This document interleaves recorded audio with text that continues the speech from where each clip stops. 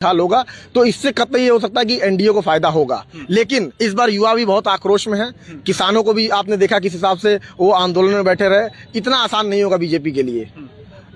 State में तो उन्होंने योगी का चेहरा देख के कैसे भी दे दिया, लेकिन केंद्र में कांग्रेस ही चलाई है देश को। कांग्रेस फिर से आएगी इस चीज को लेके वापस से। वो भाजपा तो कह रही कि मोदी जी तीसरी बार प्रधानमंत्री बनेंगे और इसके लिए हर संभव कोशिश करने के लिए लगे हुए नेता। सर बिल्कुल, ये हर संभव तो कोशिश करते हैं। ईडीआई भेज देना घर पे, आयकर विभाग को पूरा जांच बैठा देना, विपक्ष को पूरी तरीके से दबाना, ये हर संभव ही कोशिश में आता है।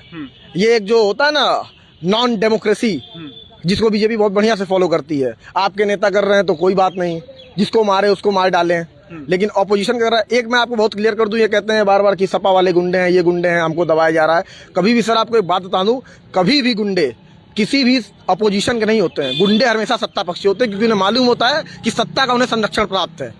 आपने जिस हिसाब से देखा होगा इन दिनों जो कांड हुए, एक कुलदीप सेंगर का मामला था इसी यूपी में, इन्हीं के विधायक थे।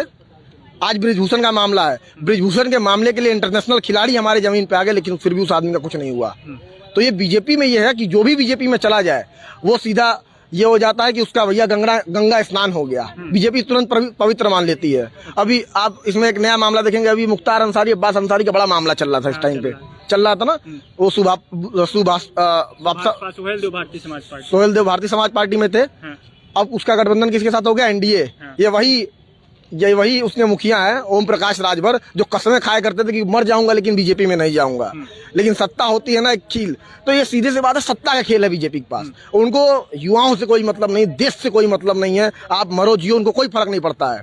उनको फॉरेन घूमना है मोदी जी को, उनको मणिपुर नहीं जाना है, उनको फॉरेन जाना है। तो इनको उससे कोई मतलब नहीं है। पूरी तरीके से जनता को बेवकूफ बना के, ये उसमें के लोग हैं भैया जो 15 किलो राशन बांट के 1000 रुपए के गैस पे पकवाते हैं।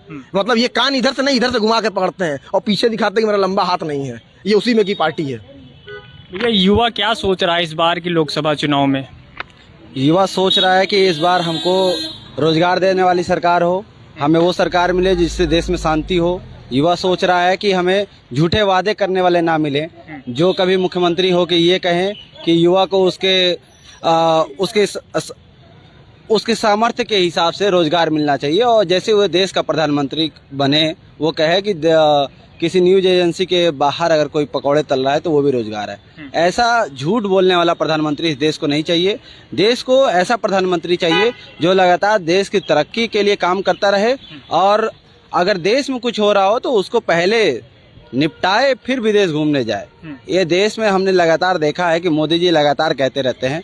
अब पिछली बार भी भ्रष्टाचार पे 2014 से पहले भ्रष्टाचार एक बड़ा मुद्दा था, जिसके आधार पे ये सरकार बदली कांग्रेस की, और जनता ने मोदी जी को इस देश में प्रधानमंत्री बनाया, और उन्होंने कहा था कि हम सारे भ्रष्टाचारियों को जेल में भर देंगे। लेकिन जेल में भरने के बजाय उन्होंने सारे भ्रष्टाचारियों को अपनी ही पार्टी में भर दिया, चाहे वो बंगाल हो, चाहे वो कोई और अन्य प्रदेश के बड़े भ्रष्टाचारी हो, चाहे हेमंत बिस्व शर्मा हो, जिन पे ईडी की लगातार जांच चलती रही, और जैसे ही वो भाजपा में शामिल हो उनको मुख्यमंत्री फेस बना दिया। तो ऐसे में जनता का अभी जो उन पे विश्वास था वो खत्म होता जा रहा है। और अभी ताजा मामला जो है, जो अभी अजीत पवार को कह रहे थे कि चक्की पीसिंग उनके मुख्यमंत्री जो कह रहे थे, उसके बाद जब वो दोबारा आए, प्रधानमंत्री मोदी खुद मंचों से भाषण दे रहे थे कि मैं किसी भ्रष्टाचारी को माफ नहीं करूंगा, और खुद डाटा दे रहे थे कि 70,000 करोड़ इन पे भ्रष्टाचार का आरोप है। लेकिन 2 दिन बाद वो उप मुख्यमंत्री बनाए जाते हैं उन्हीं के अलायंस में। तो कम से कम भ्रष्टाचार पे झूठ बोलने वाला प्रधानमंत्री इस देश को तो नहीं चाहिए। इस देश को चाहिए जो सीधी बात करे, जनता की बात करे, अपने मन की बात ना करे। मन की बात से इस देश का कोई भला नहीं होने वाला है। मन की बात से लगातार वो अपनी ही बात करते जा रहे हैं, और वो जनता के मुद्दों की सुन नहीं रहे हैं। आप समझिए खुद को कि एक प्रधानमंत्री लगातार आ रहा है और जनता के बीच में जाने के बजाय अपने ही मन से सारी बातें कहता जा रहा है। उसको कोई फर्क नहीं पड़ता कि मणिपुर में आगजनी हो रही है, हिंसा हो रही है। वो देश विदेश के मुद्दे सुलझा देता है, यूक्रेन रसिया वार रुकवा देता है, लेकिन अपने देश में एक राज्य जल रहा हो उसको शांत नहीं करा पाता है। अच्छा, ये